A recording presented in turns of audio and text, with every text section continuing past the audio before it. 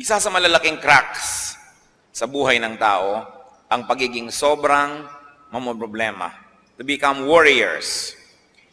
Kung inyo pong susuriin ang inyong sarili at pipili lang kayo sa dalawa, and you're going to identify yourself, are you a warrior or not a warrior? Isang magandang katanungan.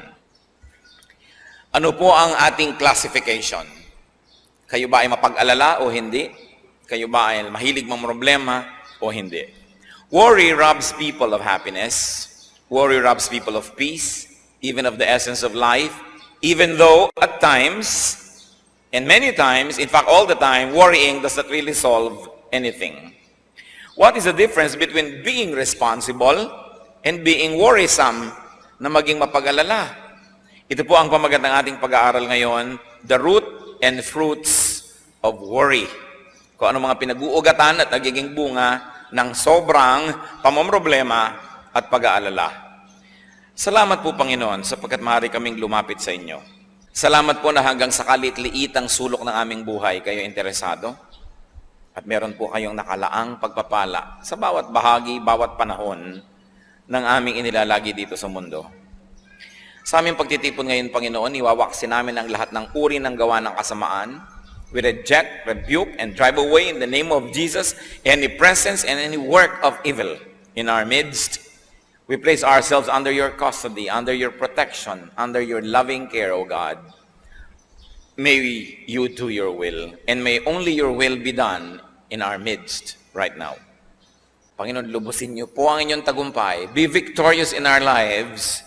Be victorious in this activity, and be victorious in the outcome of this activity. Sit on your throne of power, preside over this event, and let your will be done in our midst. Use your servant only as an instrument of your goodness, but let your mouth be the source of all the words that we will partake of. Let your throne be the source of all the grace that will flow into our lives. Patawarin niyo po kami sa aming mga kasalanan, anuman yun, Panginoon. Linisin niyo po kami. Paging dapatin niyo kaming tumanggap ng pagpapala. Ayaw namin na makipagniig sa inyo at pagkatapos ay wala kaming maiuwing pagpapala. Samahan niyo po kami at kayo po, Panginoon, ang siyang manguna. Speak with authority because you are King of Kings, Lord of Lords. And speak, Lord, so that as we hear your words, we get healed, we get strengthened, and we become more and more like your Son, Jesus. We ask you, Father, let your grace abound in our midst. In the name of Jesus, your Son, we pray. The root and fruits of worry. Why should we worry? And what should we not worry about? At yan po ang ating unang pag-uusapan, what not to worry about. Matthew 6:25, therefore I tell you, do not worry about your life, what you will eat or drink, or about your body, what you will wear. Napakahalaga po na damnamin natin ang kahulugan ng mga salitang ito. Ang Panginoon ang nagsasabi nitong Matthew 6, buong chapter 6. At sabi niya, therefore I tell you, do not worry about your life, what you will eat or drink, or about your body, what you will wear. So do not worry about food and drink. Do not worry about clothes. In other words, do not worry about basic needs. Ano po ang dahilan? Why may we not worry? Because God knows you need this. Because God cares for you more than you care for yourself, and because God will provide. Matthew 6:26, in the same chapter, the Lord Jesus says and tells us why we should not become worriers. Look at the birds of the air. They do not sow or reap or store away in barns, and yet your heavenly Father feeds them. Are you not much more valuable than they? Napakasimple po ng logic. Sa katunayan, ito na yata ang isa sa mga pinakamadalas na i-quote natin na verse, sapagkat sabi nga ng matatanda, ang paalalay gamot sa taong nakalilimot, dahil kahit na gaano karaming beses na pinag-uusapan at pinag-aaralan itong mga bagay na ito, ang nagiging ending pa rin, the people of God are warriors. Lagi pa rin nag-aalala, lagi pa rin namamroblema. Matthew 6:28-30. And why do you worry about clothes? See how the lilies of the field grow. They do not labor or spin. Yet I tell you, not even Solomon in all his splendor was dressed like one of these. If that is how God clothes the grass of the field, which is here today and tomorrow is thrown into the fire, will He not much more clothe you, O you of little faith? Sabi, bakit nag-aalala ka sa iyong susuotin? Ang mga damo ba gumagawa ng tela, nagtatahi ng damit? Pero hindi. Pero si Solomon, kahit ang yaman-yaman niya at pinagpala ng Diyos, kahit kailan, hindi nakapagbihis ng kasing ganda ng pananamit ng mga damong ito. Tamang-tama ang kulay, tamang-tama ang blending, ang harmony ng design. Sabi niya, kung yung damong buhay ngayon, bukas lanta na at sinisigan na lamang, dinadamitan ng maganda, ikaw pa kaya? Taong maliit ang pagtitiwala. So do not worry about these things, and also do not worry about the future. Again, in chapter 6 of Matthew, verse 34, therefore do not worry about tomorrow, for tomorrow will worry about itself. Each day has enough trouble of its own. And why not? Why not worry about tomorrow?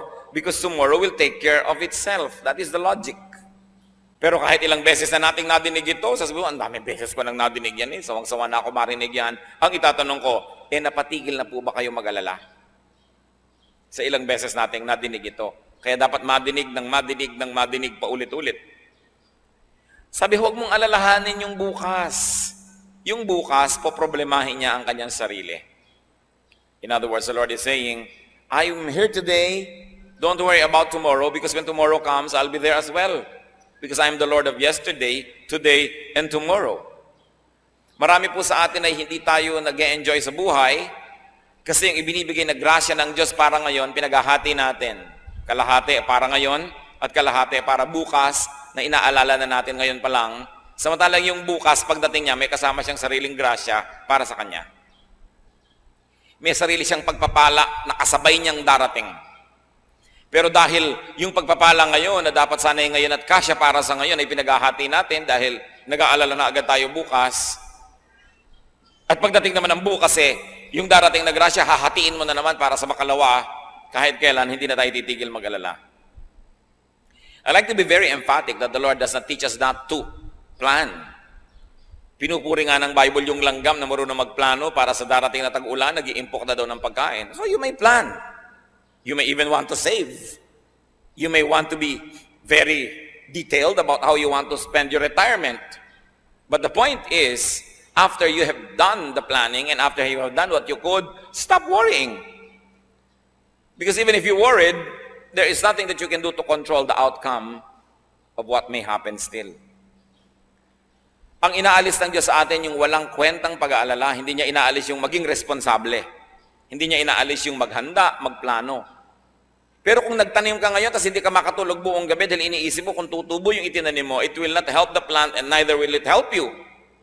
So just do what you can and trust that the Lord loves you, that the Lord likes to bless your work, and go on with life with peace and in peace. What else do you not worry about? Do not worry about what you cannot do, what you cannot accomplish. Yan nga po yung binabanggit natin. Kaya nyo ba na palabasin ang ugat mula sa buto ng isang halaman matapos yung maitanim ito? No. Pero kaya nyong itanim? Yes. So, yan ang alalahanin nyo, itanim. Kaya nyong diligan? Diligan. Kaya nyong bunutan ng mga damo? Bunutan ng damo. Pero hindi nyo kaya, huwag nyong papelan kasi mahihirapan lang tayo lahat. Kaya nating payuhan ang ating mga anak. Payuhan. Kaya natin silang bigyan ng magandang halimbawa. Bigyan. Pero para mag-alala tayo na mag-alala kung sinong mapapangasawa nila, kung anong gagawin nila sa buhay, magiging mabuti ba sila o masamang tao, useless. Just do your best. Ang sabi sa Bible, train up a child in the way he should go, and when he is old, he will not depart from it. So do your activity in the right time. When the child is young, teach. And then, sit back and relax at anihin ninyo ang bunga ng mabuting pagiging magulang at ng mabuting pagpapalaki ng anak. Generally speaking, pag pinalaki mo ng mabuti, generally speaking, magiging mabuti rin yung tao. Sobrang exceptional pagka hindi pa naging mabuti yan.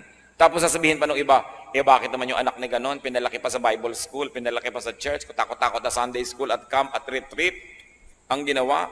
Ipinaglilihi pa lang, ipinagpe-pray na, nilalay hands pa yung pagkabuntis, yung tiyan itong buntis na ito. Bakit ganyan pa rin ang nangyari?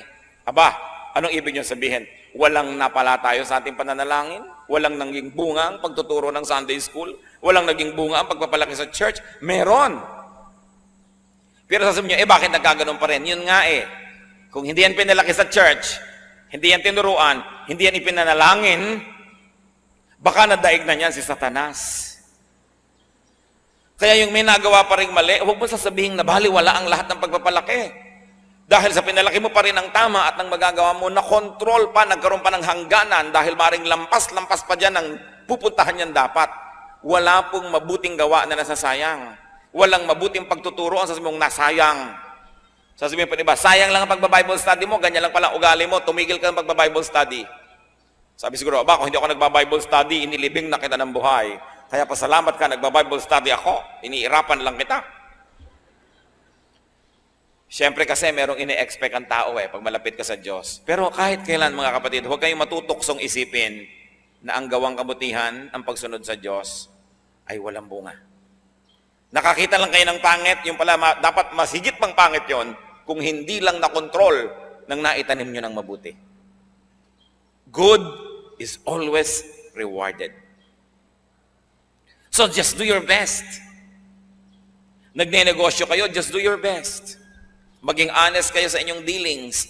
Serve your clients well. Give good service. Give good products. Huwag kayong mag-alala sa competition. Yung iba ang kanilang ginagawa ng paraan, paano papatayin yung competition, paano gagawa ng mali, paano gagawa ng foul. Ang gawin nyo lang, just be good. Because your goodness will be your own attractiveness. Hindi nyo kailangang sirain ang inyong kapwa para kayo maging matagumpay. Ang kailangan nyo lang maging mabuti. Don't worry. Luke 12:25-26, who of you, by worrying, can add a single hour to his life? Since you cannot do this very little thing, why do you worry about the rest? Tama nga naman. Sa pag-aalala nyo ba at pagiging mahilig mamroblema, sabi ng Biblia, kaya nyong dagdagan 1 oras man lang ang inyong buhay? Hindi. Yung pala, yung kaprasong 1 oras, hindi mo maidadagdag sa buhay mo. Ba't yung iba, inaalala mo palalo? Ang dami-daming pinoproblema. Pastor, meron pong nababalita na meron daw planetang babangga sa Earth. O ano ngayon ang gagawin ko? Lilipad ako sa hangin at haharangin ko ang planeta? Kung nabalitaan kayong ganyan at ipanalangin nyo at pagkapanalangin, tama na dahil ano magagawa natin kung yung pagkalaki-laking kometang babangga sa Earth? Naku, malapit po tayo sa dagat. Paano po pag magka-tsunami? Kahit naman pumunta ka sa bundok at nabiyak yung bundok at kinain ka, patay ka pa rin. So why worry about these things? But of course, kung minsan magbabakasyon kayo sa tabi ng beach, pipili kayo ng titirhan yung katabi ng tubig o medyo mataas-taas, siguro doon naman kayo pwedeng maging ngayong a good planner. Sabihin natin, doon tayo sa mataas-taas para kung may baha-baha man lang hindi tayong unang-unang tamaan man lang. Magkaroon mo lang tayo ng oras na tumakas-takas. Pipili kayo ng kwarto sa hotel, pinipili nyo man lang sana yung kung meron kayong kakayanan yung mas malapit sa fire exit. O tinitingnan nyo, nasan ba ang fire exit nito? Hindi masama yung ganun, hindi worrying yon. Because you do what you can. Pero yung buong gabi hindi na kinakatulog dahil baka may sunog. Hindi na nga natuloy yung sunog, nangayayat na rin kayo. Tapos kung natuloy pa, nasunog kayong payat, doble ang pagkalugin nyo. Because warriors lose twice when what they worry about actually happens. Yung pinangangambahan nyo, pag nangyari, 2 beses kayong magdurusa. Nung ini-imagine nyo pa lang at nung nangyari na. Ngayon, kahit hindi yan mangyari, kung kayo warrior, at least minsan na kayo nagdusa nung iniisip nyo pa lang. Kaya mahirap yung isip ng isip. Manalangin. At pagkatapos manalangin, ipasa Diyos. Matapos magawa ang kayang gawin ng tao. Do not worry about non-essentials. Those that do not have lasting or eternal value, those that do not have impact on the spirit, pwede natin niyang masabing maliit na bagay. Mga kapatid, pagka hindi po mahalaga 5,000 years from now, hindi yun masyado mahalaga. Kaya hindi dapat masyadong alalahanin.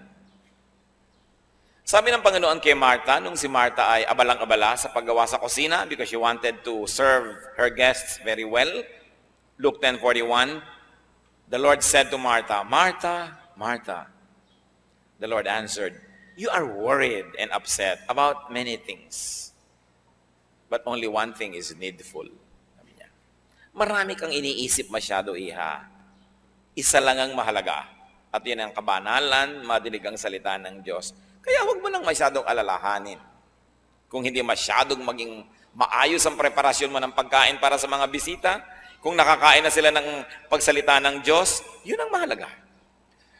Siyempre, hindi naman ibig sabihin, hindi na natin aayusin ang pakikitungo natin sa ating mga bisita, pero may hangganan. Napakarami ko na pong nakita na yung bahay nila, binubuksan nila for Bible study or for fellowship.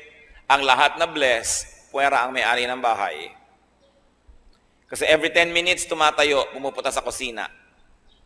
Every 5 minutes, magbubukas ng electric fan.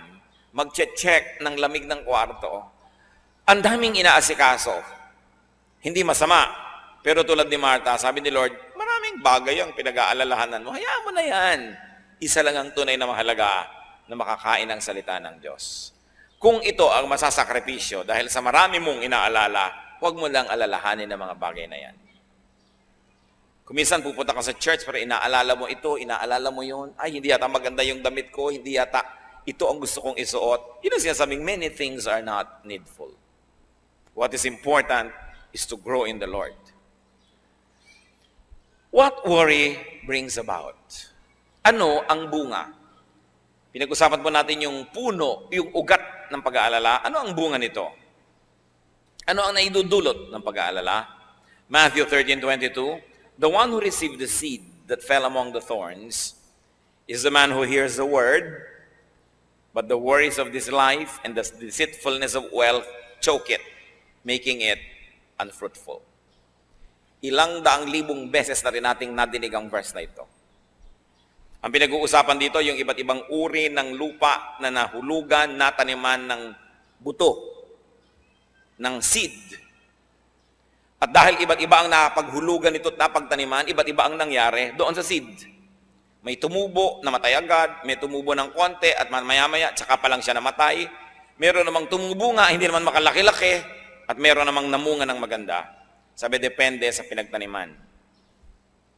At itong pinag-uusapan natin dito na buto, yung salita daw ng Diyos, napatanim sa puso ng isang tao. Maaaring ang pagiging banal, ang pamumuhay ng makadiyos, napatanim sa puso niya at gusto niyang gawin. O ang paglilingkod sa Diyos, ang ministry, napatanim sa puso niya, gusto niyang gawin, ginagawa niya. Pero, nagtubuan yung mga kutakot-takot na mga dawag at mga damo at mga tinik, mga siit. Natalo yung halaman. Buhay nga, pero hindi naman namumunga. So ikaw, nagpasya ka na maging makadiyos, tapos naging maalalahanin ka na naman, teka, kung magiging makadiyos lang ako, hindi ako gagawa ng ibang paraan, paano ako yayaman? Sabi, the deceitfulness of wealth, choke it. Paano ko yayaman? Paano ko maa-afford ang mahal na mga school para sa aking mga anak? Paano ko sila maibabakasyon sa Palawan, sa Bohol, sa Baguio? Paano ko ibibili ko ang asawa ng mga hikaw na umiilaw-ilaw na parang traffic light? Paano kami magkakakotse? So ngayon, yung naging determination mo na, naging makadiyos, itatapon mo na naman dahil I have to make compromises. Kailangan akong gumawa ng paraan eh. At yun namang mga nagpasya na maglilingkod sa Diyos, biglang nag-isip na naman, kung lagi na lang ako maglilingkod sa Diyos, nababawasan ng oras ko para sa sideline.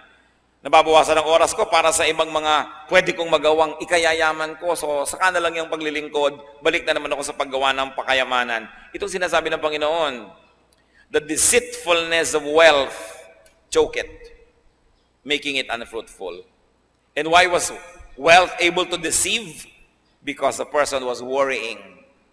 The moment you open your window to worry, parang hangin yan, papasok na. Maraming kasama. Parang meron kang isang inimbita, ang dami niyang kasama. Pag meron kang isang pinayagan na makapasok sa buhay mo, ang dami niyang kasama. Di ba alam nyo yan?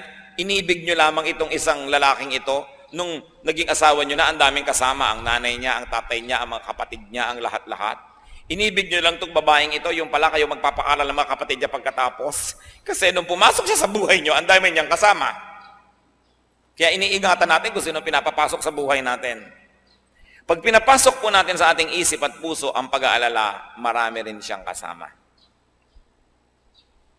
Mga pandaraya ng sanlibutan, pananakot ni Satanas, yan ngayon ang bablackmail sa lahat para kalimutan ang ating pagiging makadiyos, talikuran ang ating mga pangako sa Diyos dahil tayo nagiging sobrang maalalahanin. So what are the fruits of worry? Just like what we have read, worry chokes. Sumasakal. Worry binds, worry kills. Worry also defocuses from God. And it focuses on the negative. In fact, it focuses on Satan. Mga kapatid, makinig kayo mabuti. Pag tayo nag-uumpisa na mag-alala, hindi na tayo nakatingin sa Diyos nun. Nakatingin na tayo doon sa problema. Pag tinitigan nyo ang problema, lalaki yan ng lalaki, at tayo'y liliit ng liliit. Huwag niyong tititigan ang problema, ang titigan niyo ang Diyos na mas malaking hindi hamak kesa sa problema. Pag tinitigan natin yung nakakatakot, lalong lumalakas ang loob nun, lalong nananakot. Pero dapat ang tititigan natin yung Diyos, who is Lord of Lords, who is King of Kings. And you must never forget that in the name of Jesus, every knee will bow in heaven, on earth, and under the earth. Ito ang gusto kong hamon sa ating lahat. Sukatin natin ang bawat sarili natin. Tandaan nyo, oras na nag-aalala na kayo, di na kayo nakatingin sa Diyos. Kaya alalahanin ng Diyos. Alalahanin ang kanyang mga pangako, ang kanyang mga salita, ang kanyang mga ginawa, ang ginawa ng Panginoon sa lupa. Ang mga iniwan niya at binitaw ang mga pangako, ang kanyang salita, mabubuo muli ang ating determinasyon na sa kanya umasa. But remember, hindi lang yung religion na parang nakakalasing, na wala ka nang ginagawa kundi magdasal, wala ka nang ginagawa kundi umasa ng himala. Hindi yon. Ginagawa natin ang kaya natin gawin at ipinasa sa Diyos ang magiging bunga. Pero hindi pwedeng sa umpisa lang ipinapasa Diyos mo na. Yan nangyayari na ang relihiyon ay nagiging isang masamang bisyo. Kung ang tao hindi na gumagawa ng tama, ng mabuti, at iniaasa na lang sa himala ang lahat ng bagay. Kailangan magkasama yan. Faith and works must always blend together. Luke 12:29-30, do not set your heart on what you will eat or drink. Do not worry about it. For the pagan world runs after all such things, and your Father knows that you need them. Sabi niya, alam niyo kung sino lang ang dapat nag-aalala kung may kakainin pa sila, kung mabubuhay pa sila, dapat niyo lang mga taong walang Diyos. Sapagkat yung mga taong walang Diyos, walang aasahan, walang pinanghahawakan, sa kanila lang bagay ang pag-aalala. Pero sa mayroong Diyos, hindi bagay yan. Sa Diyos na nagsasabing, 6 days you shall labor and do all your work. And on the 7th, you will rest. In the same manner, the Lord is saying, do what you can, work hard. But after working hard, you rest. Because what you plant, you will harvest. Kung anong itinanim mo, aanihin mo rin. Sabi, hindi bagay sa inyo na mayroong mga Kristo sa puso ang pag-aalala. What else does worry bring about? Worry drains energy. Naranasan nyo na ba na managinip na hinahabol kayo ng kung ano man o sino man? At nung nagising kayo, kahit sa totoo lang, nakahiga lang naman kayo, kayo'y pagod na pagod. Naranasan nyo na bang nanaginip kayong kayo ay nalulunod? At nung nagising kayo, talaga namang habol-habol nyo ang inyong hininga. Naranasan nyo na bang managinip na merong nakatatakot na bagay at nung nagising kayo talagang takot na takot kayo? Panaginip lang yon, hindi yon totoo. Ganon din ang pag-alala. Kahit hindi totoo ang ini-imagine ninyo, para na ring totoo ang effect sa inyong katawan. Parang selos. Naranasan niyo na ba magselos? Naaalala niyo si Mr. o si Mrs. o maaalala mo si boyfriend o si girlfriend na may ibang kasama? At dahil makulay ang iyong imahinasyon, pati ang kanilang iniinom na buko, alam mo ang korte. Pati yung kortina sa kanilang likuran ay alam na alam mo. At pati ang kanilang ginagawang pagsusuyuan ay alam na alam mo ang detalye. At tapos nagiinit na ang iyong tenga, at tumitirik na ang iyong buhok, at lumalabas ang iyong mga pangil at mga kaliskis, at galit na galit ka na, at tumatahip ang dibdib mo. Pero ang totoo lang nasa isip mo pa lang yon. Yan ang power ng imagination. Kaya dapat yung pag-imagine natin, mga kapatid, ginagamit natin doon sa positive. Yung iniisip mo kung paano ka bubuti sa buhay, anong magagawa mong mabuti sa lipunan, yung kabanalang magagawa mo, iniisip mo pa lamang nag-uumpisa na mangyari. Pero yung negative, iniisip mo pa lang, umaani na ang katawan mo ng napakaraming lason. Kaya ang lagi sinasabi ni Lord yung, do not commit the sins of the mind. The sin of imagination. Because even if it doesn't become physically real, the effects will already be toxic to you. Apektado ka na agad niyan. So, it drains energy. Nakakawala ng lakas ang pag-aalala. Proverbs 12:25, an anxious heart weighs a man down. Yang pusong maraming dala, mabigat na mga dalahin, nakikita mo sa muka, nakikita mo sa katawan ng tao. Kasi kahit po hindi totoo yung mangyari, pag sa mind mo nangyari na, nagkakaroon na ng chemical changes in your blood. Nagkakaroon na ng changes sa ating katawan, and it becomes difficult for our body to bear it. That's why Satan wants you to worry. Because Satan is a thief. He comes only to steal, kill, destroy. That's why he wants you to worry. He gives you all reasons to worry. And then he sends people to you to whisper things into your ears to make you worry. Nararanasan nyo ba na tahimik ang inyong buhay, ang saya-saya nyo, may darating na tao, ang dadalhin lang niya, nakakapag-alala, pero wala naman siyang dalang solusyon? Avoid such people. Worry destroys faith in God. As we have said, you begin to focus on the problem, not on the solution. You begin to focus on the negative, not on the positive, not on the power of God. So it destroys confidence in God. And without faith, it is impossible to please God. And if God is not pleased, His blessings will be withheld. That's why Satan wants you to worry, because when you worry, you lose faith. When you lose faith, you lose your connection to God. And then He begins to corner you. And He begins to play with your life. That's why Satan wants you to worry. Worry gives the devil space. Kaya sabi sa Ephesians 4:27, do not give the devil a foothold. Huwag mong bibigyan si Satanas ng kahit konting espasyo. Dahil makakagawa siya ng paraan na pag nakapasok na siya sa iyong puso, palakihin ng espasyo na yun. And worry gives the devil a foothold. How not to worry then? Paano? Jeremiah 17:7-8. But blessed is the man who trusts in the Lord, whose confidence is in Him. He will be like a tree planted by the water that sends out its roots by the stream. It does not fear when heat comes. Its leaves are always green. It has no worries in a year of drought and never fails to bear fruit. What is the way to blessedness? Sinasabi dyan, trust in the Lord. Why do we worry? Because we trust in ourselves, and we know that we ourselves cannot be that powerful to contain and to solve our problems. Why do we worry? Because we trust in other people. Then, the complicating worry is, what if those people left us? What if they do not come on time?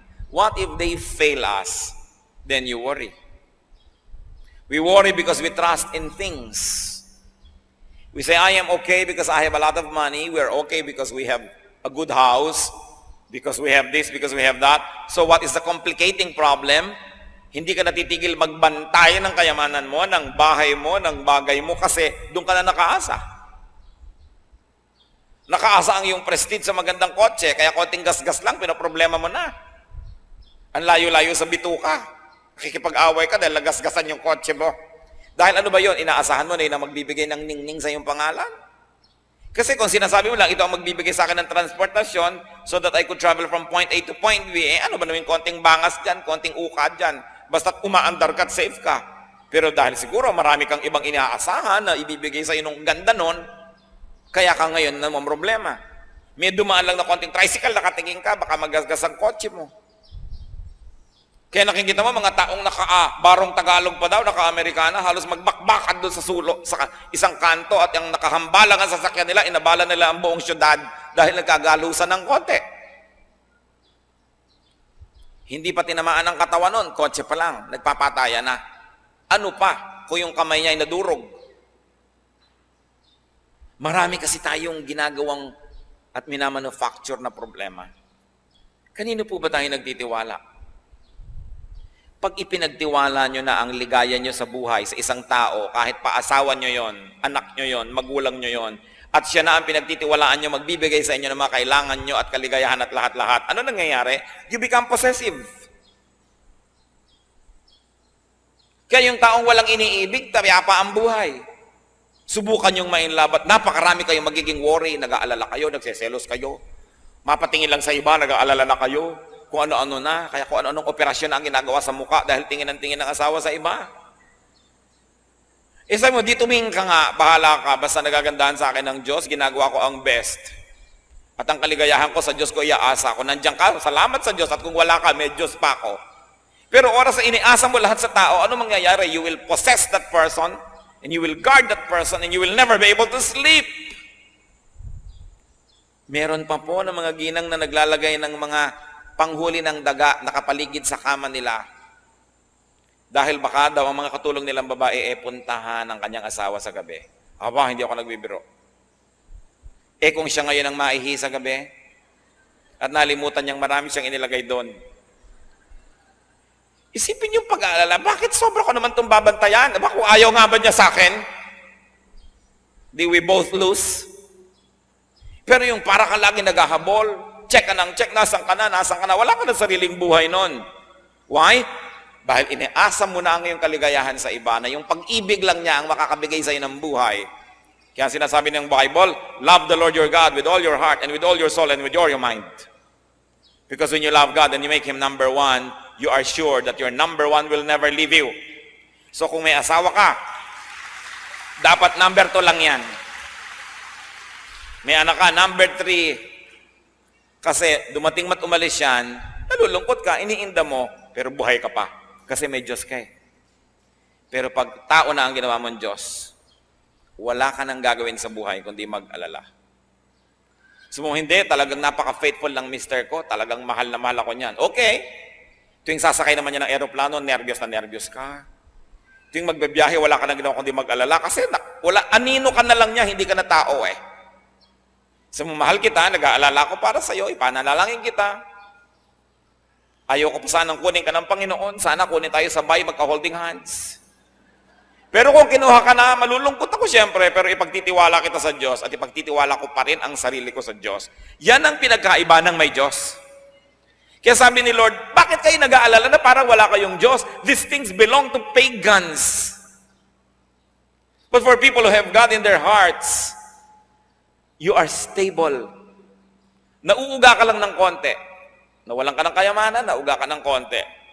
Nawala ang mahal natin sa buhay, nauuga ka ng konti. Kasi ang tibay-tibay ng Diyos na nasa kalooban mo. Kaya ang gusto ng Diyos, number 1 siya eh. Hindi para dahil lagi na lang siya gusto niyang sikat siya. Kasi alam niya, kawawa tayo pag ginawa natin na tao lang o bagay lang ang number 1 ng buhay natin. Dahil yun talaga mapanganib ang iyong kalagayan. Kasi ang number 1 mo ay maaari kang iwan at di ka man iwan, maaari siyang mawala. Gusto man niya o hindi. Kawawa ka. Fall in love with Jesus. Continue to develop your loving relationship with Jesus. It will correct your all other loving relationships with people, with things, even with your pets. Malalagay sa tamang lugar ang lahat, and you will become stable. Nagiging matining ang loob ng isang taong may pag-ibig sa Diyos. At ang pag-ibig sa Diyos, ang pakikipag-ibigan sa Diyos ay pumupuno ng lahat ng kulang ng puso ng tao. But inside every man's heart is a God-sized vacuum that only God can fill. That even if you had people, if you had things, if that vacuum for God is not filled, you will always be empty. That's why there are many people who are running on empty. Nagtataka sila, meron naman akong bahay na maganda, meron naman akong pamilya, meron naman akong nito, bakit kaya kulang ang buhay ko? Hindi nila na tatanto na maaaring ang Diyos ang kulang sa kanilang buhay. Pero pag yung lugar ng Diyos puno na ng presensya niya, kahit kulang-kulang yung iba, hindi mo yun gaanong iniinda. Although God wants you to have all of these chambers of your heart filled, dahil hindi naman siya maramot. Pag po tayo mapag-alala, isa ang bagay ang tiyak, hindi ganon katibay ang relasyon natin sa Diyos. Kaya patibayin, i-develop yan. How else are we not to worry? Do your best. Leave the rest to God. Proverbs 16:9, in his heart, a man plans his course, but the Lord determines his steps. Man plans, but God has the final say. And in the end, God will prevail. Kaya kailangan, ginagawa natin ang magagawa, pero ipinapasa Diyos. At mga kapatid, listen to this. Tinatanggap ang kalooban ng Diyos. Kahit hindi yon ang kalooban natin. Nagtitiwala na lagi siyang tama. That when you do not agree with God, doubt your scholarship. But do not doubt God. Because God cannot be wrong. Proverbs 19:21, many are the plans in a man's heart, but it is the Lord's purpose that prevails. So who is going to be a happy man or woman? That person whose plan is to obey God. That person who opens his heart to the plans of God so that God's plan will happen. Because even if you plan against God's plan, it is God's plan that will prevail. At kung makikipag-contest ka sa Diyos, paano ka mananalo? Masaya ang taong sa umpisa pa lang, hinahanap na niya agad. Ano po bang kalooban niyo, Lord? Yun na lang ang gawin natin. Kasi yung kalooban niyo naman ang laging matutupad. Bakit ko sasayangin ang oras kung makipaglaban sa inyo? And what is the meaning? One meaning of being godly is when your will becomes patterned after the will of God. Kung yung gusto na natin mangyari sa buhay natin, ay yun naman talaga ang gusto mangyari ng Diyos, isa yon sa ibig sabihin na maka-Diyos tayo. Hindi sabihin maka-Diyos ako, pero lagi ka nakikipagtunggalin sa Diyos dahil iba ang gusto mo at iba ang gusto ng Diyos. E di all the time, para na lang laging contest yan. Sino ang magkakaroon ng payapang buhay? Yung ang gusto ng Diyos at gusto niya ay iisa na. Pareho na. Then mapayapa ang ating buhay. Kaya gusto natin ay lagi nating malaman ang salita niya, makilala siya, para maiayon natin ang ating pag-iisip, ang ating buhay sa Kanya. Be sensitive to God's will and to God's purpose. So in life, you define what is doable and you define what is not doable. Do not worry about the undoable. Just do your best. Leave the rest to God. How else are we not to worry? Plant good seeds. Do not plant bad seeds. Proverbs 11:18, he who sows righteousness reaps a sure reward. And Proverbs 22:8, he who sows wickedness reaps trouble. Gusto ninyo na mabawasan ng mga aalalahanin sa darating na bukas? Gumawa lamang ng mabuti ngayon. Sapagkat bawat na ginagawang mabuti, makakaasa kang may aanihin ka bukas na mabuti. At bawat ginagawang masama, makakaasa ka rin na may aanihin kang di maganda. So huwag tayong mag-alala ng mga pangit na aanihin kung alam naman nating nagtanim tayo ng nagtanim ng mabuti. This is Agriculture 101. Pag nagtanim ka, may aanihin ka. At kaya po yung iba sigurista, maraming itinatanim eh. Gusto mo magkaroon ka ng 4 na puno ng lansones sa iyong bakuran, magtanim ka ng 7. Sakali man na yung 3 hindi tumubo, may 4 pa talagang tutubo. Kaya hindi masamang magtanim ng maraming magandang bagay. Meron kang kayang tulungan na tao, damihan mo. Hindi naman lahat ng taong tinulungan mo magiging grateful eh. Pero kung marami kang tinulungan, may chances ka na mas marami naman dyan ang tatanawan lang. Marami kang ginawang mabuti.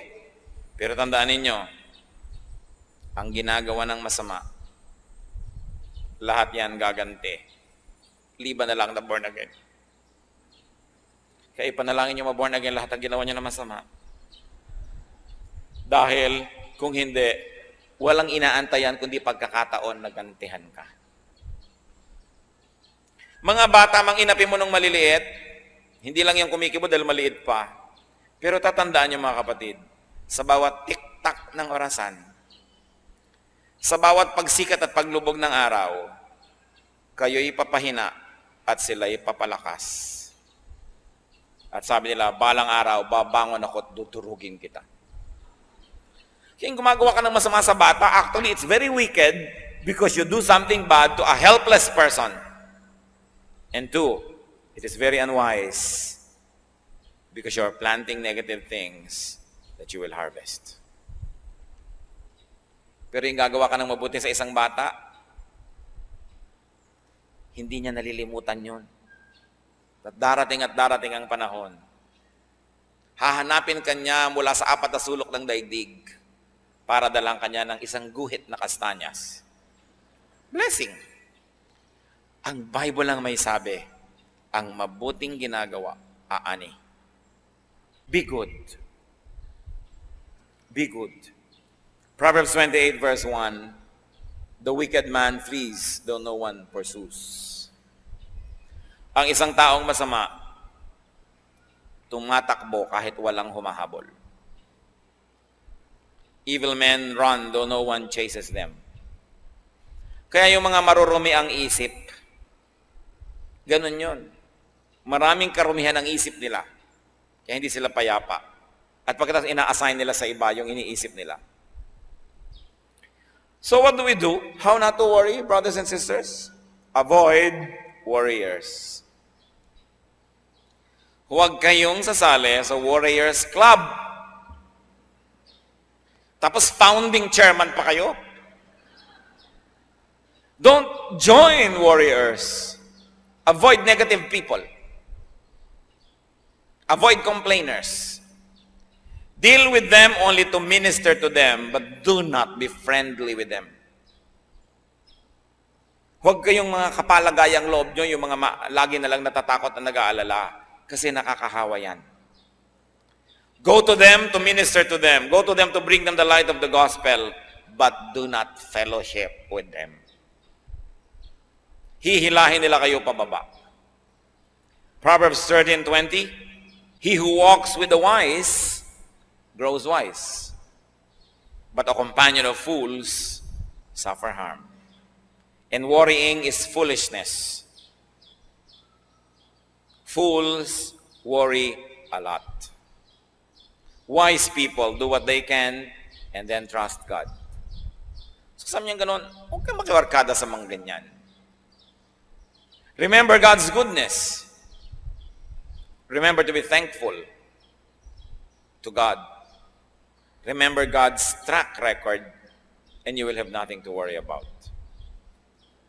Alam natin yung nasukol ang mga Israelites, ng mga Egyptians sa tabi ng pampang ng dagat, sasalakayin na sila, nag-worry sila. Pero ito yung binabasa natin yun, hindi tayo nag-worry kasi alam natin yung ending nahati yung dagat, nakatawid sila. Ang nag-worry lang yung nabuhay ng panahon na yon na hindi pa nila alam na hahatiin. Pero tayo alam na natin hinati ang dagat. Alam na natin na marami nang nilutas na problema ang Diyos para sa mga tao. Alam na natin na inilubog man niya ang buong daigdig, pinalutang naman niya yung sasakyan ni Noah at ang pamilya ni Noah ay nakaligtas sapagkat nalulugod siya sa pamilya na yon.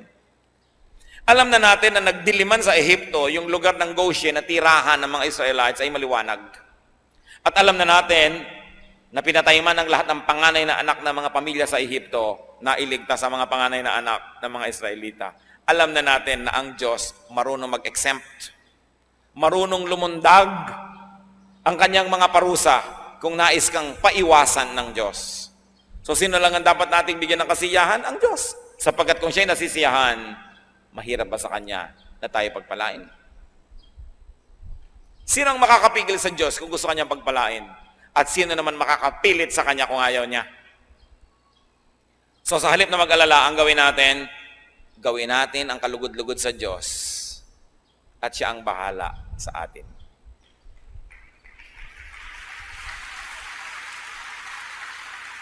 Napakaganda ng word na bahala, inaakala at iniisip ng marami na ito'y nagmumula sa salitang bathala. Kaya hindi ito yung sinasabi ng mga tao na bad traits of the Filipino, bahala na habit, as if it's kesera-sera. What will be, will be. Kesera-sera ba yung bahala? Pag sinabi ng kuya mo, namatay ang mga magulang mo, sabi ng kuya mo sa'yo, akong bahala sa'yo, ibig sabihin ba, no? Kesera-sera? So, I'll be responsible for you.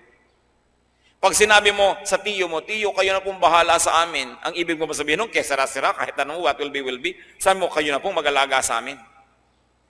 Pag sinasabi mo sa katulong niyo sa bahay, Bining, aalis ako, pagka may sunog, bahala ka. Ang ibig sabihin mo nun, tatakbo na lang siya. Hindi, inaasahan niyo, dala niya ang aparador. Inaasahan niyo, pag bumaha, lulutasin niya yung problema. Pag sinabi mong bahala ka, ibig sabihin, I'm giving you responsibility.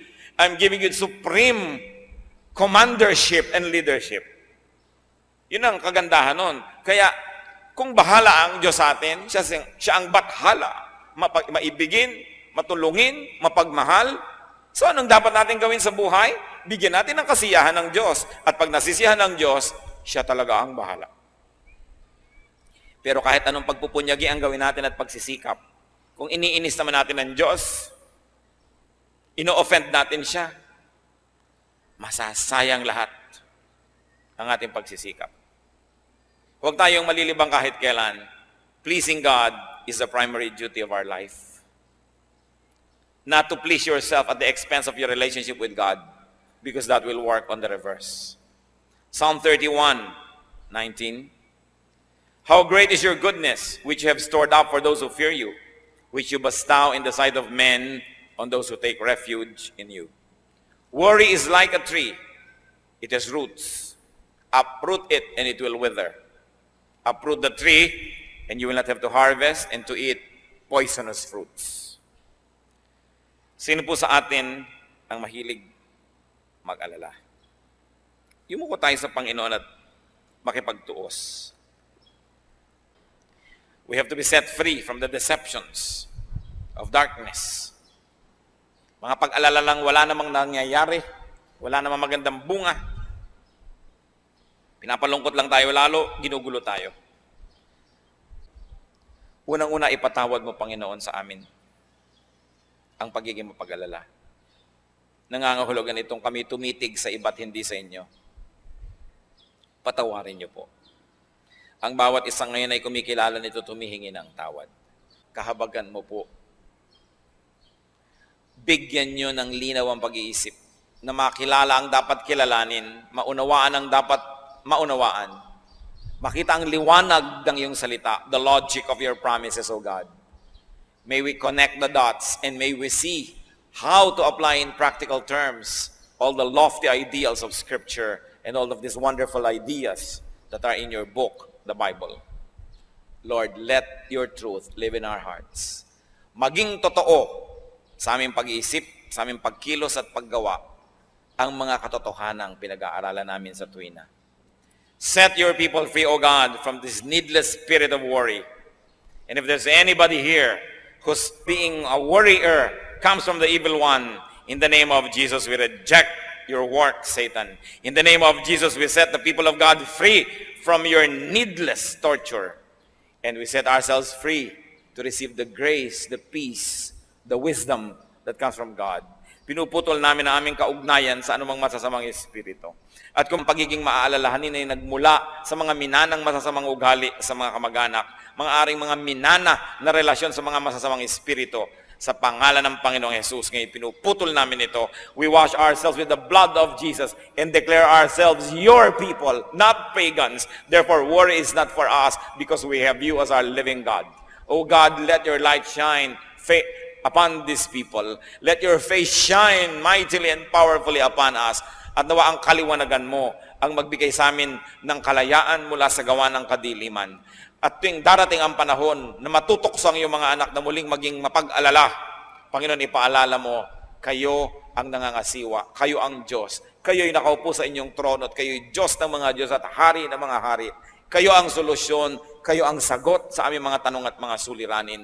Huwag kami kahit kailan magtiwala sa sarili lamang, o sa kapwa-tao lamang, o sa mga bagay lamang, kundi sa iyo kami lagi magtiwala. Palayain mo ang iyong mga anak, Panginoon, at nawa sa mga nalalabi pang araw na ipahihiram mo sa amin sa maiksing buhay na ito, malaman namin ang ibig sabihin ng tiwasay na pag-iisip.